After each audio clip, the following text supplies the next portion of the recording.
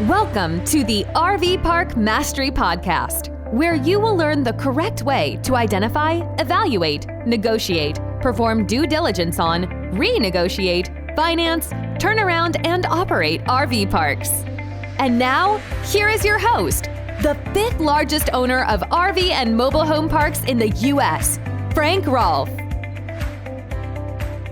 Lucky or smart? That's always what people want to know when someone succeeds at something. This is the RV Park Mastery Podcast. Frank Rolfe here. I want to talk about the age-old adage of whether someone is lucky or smart and how that relates to buying successfully an RV park. Now, most people look at the lucky versus smart debate from a sour grapes perspective because they missed out, they didn't do the deal, they hear of someone doing something, making lots of money, and they say, well, that guy was just lucky. So that way they don't feel too bad because they think, well, it wouldn't necessarily worked out for me, even if I'd done that because I don't have that kind of luck. But let's investigate for a little bit how much luck is really involved in successfully buying an RV park. So let's first start off with the concept, you do make your own luck in life. And in buying an RV park, the way you make your own luck is by sheer volume of deals that you look at. Now, you've probably been out to a fair midway where you play various carnival games trying to win big prizes. I'm sure everyone has done that. And you see someone win that prize and you say, oh, well, they were just lucky. Well, no, not necessarily. There was skill involved in them picking which game to play. There was skill involved in playing the game. But most importantly, is there was skill involved in having enough cash on them to play the game over and over enough till they won. Because volume is really the key. In the world of RV parks, if you know you want to buy an RV park and you know roughly what you want in that RV park, then the big variable is how many you look at. And that will tell the tale on how many you're able to buy or how many good deals you're able to find. So volume really is it. And when people say, well, what's the most important attribute to any buyer buying an RV park successfully? I would say volume. The more you look at, the better your odds of finding something. The more offers you make, the better your chance of getting one of those offers taken. So that's a skill item. That's not a luck item. Then you move on to negotiating. Many RV parks that are successful, they're successful because they were well negotiated on the front end. The proper price was paid. So is that a skill or a luck item? That's a skill item. Negotiation is very much of a skill item. Now, in standard negotiating, there are a few basic principles. There's the initial offer. Then there's the counter offer. Then there's what's called the wince, where you say, ooh, that's way more than what I thought. And then you have some more counters. Then you ultimately ended up with an agreement, and you have to get it all on paper. Well, that's all skill involved in that.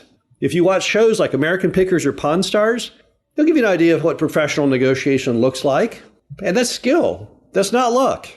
And at the end, closing the deal, getting someone to sign the contract. Once again, that is a skill item. That is not a luck item. So really, the negotiating side of buying an RV park, once again, that's pretty much skill. And then you have the issue of due diligence. Now, Benjamin Franklin himself encapsulated his thoughts on luck when he said, back in the 1700s, due diligence is the mother of good luck. So what he meant was people who do really good due diligence on a property, they seem to be the ones who always succeed and rarely fail because they did the diligence. But it looks like luck. Good fortune is luck. So what Franklin was saying is if you want to be lucky, you make your own luck by doing really good due diligence. And I thoroughly agree with that. I'd never have seen a case of anyone failing with an RV park that did great due diligence, but I have seen people fail with it who did terrible due diligence. Remember, the due diligence is taking and dissecting everything to do with that property, both revenue and expenses, to make sure it performs exactly as you thought that it would. If you get the actual numbers from the providers, if you get 3 bids on every item you can't document, you can nail the expenses completely. There's no reason that you have to worry about having some significant failure if you've done great due diligence. You check out everything. You check out the permit. You check out the infrastructure. You leave no stone unturned. And because you've left no stone unturned, you don't have to worry every time you turn over a stone. You don't have to worry about what's underneath that. So once again, due diligence, that is a skill item. That is not a luck item. And then you have what they do after the purchase. So someone buys the RV park, and what do? Well, they correct all the things that mom and pop lacked. For the first time ever, it's visible on the internet. For the first time ever, they get social media reviews. They do all of the right things. They clean up the property, they improve the signage, they improve the atmosphere. Everything is better. And suddenly, you know what happens? People start coming in, people stay longer, people buy things, do things, and suddenly the revenues have changed enormously. Was that luck? No, that's 100% skill. It's a very small playbook in the RV park industry to take a property that is underperforming and make it perform. What do you have to work with? Well, you can increase occupancy, you can increase rent levels, you can hold down expenses. These are the key items that are going to dictate whether you make or lose money. And none of those are based on luck. Now, there are some luck items in a macro sense. You might have a season where you have an especially cold and longer winter. So with a seasonal RV park, you wouldn't get customers in as early as you normally do. You might have an incredibly wet season with weather, and with all the rain, people don't want to come and stay because it's raining out a lot. Sure, there are those little factors too, but those typically will not sink your investment. So when it comes to properly running the RV park, making the right decisions, choosing the right manager, making sure it's run well, once again, that is pretty much a skill and not a luck item.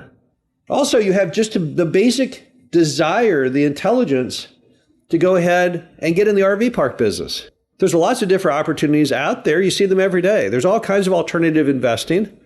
Most everyone has realized now that stocks no longer work and bonds no longer work, and they got to do something different. Just look over the last year. Look at the year of 2022. If you account for inflation, the stock market lost either 10%, 20%, or 30% based on which type of stock you were in, the NASDAQ, the Dow, or the S&P 500. That's a horrible rate of return. If you look at bonds and how they performed, they didn't even match the rate of inflation. So the old traditional investment vehicles that we all heard about in our childhood and were told over and over again and still are by people who get paid to tell you how great they are, they're awful. They're not working at all. Just so far this year, the stock market's a negative return, bond market's a negative return, everything's a negative return. When you've got inflation running 6 to 8%, negative return isn't going to get you anywhere. And when it comes to alternative investing, there's lots of different real estate sectors, right? There's RV parks, there's self-storage, there's marinas, there's all kinds of junk. But if you selected RV parks, that was skill, not luck. Most people don't just wake up one day and say, I want to invest in an RV park. There's some thought put into that. So it's that thought that is the missing link where you have skill over luck. When you have luck, there's no thought involved. You just jump into something. You just throw a dart at the wall. But when there's skill involved, then you make a decision, an educated decision based on all the variables. And definitely in this case, again, it was skill. So then what is the luck in RV park investing? If everything we've discussed here is just raw skill, why do people even say, oh, that guy was lucky? Well, here's where luck comes into it.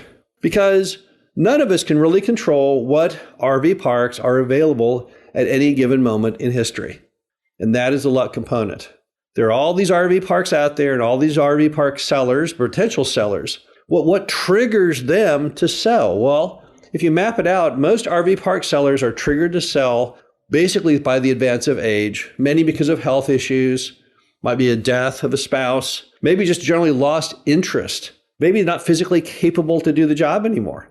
And that is luck. None of us really know at what moment any seller will truly meet the moment where they say, you know what, I'm going to go ahead and sell my property now. And remember that we all operate under the sheer luck of what is available at this one moment in American history while we are alive looking to buy the RV park.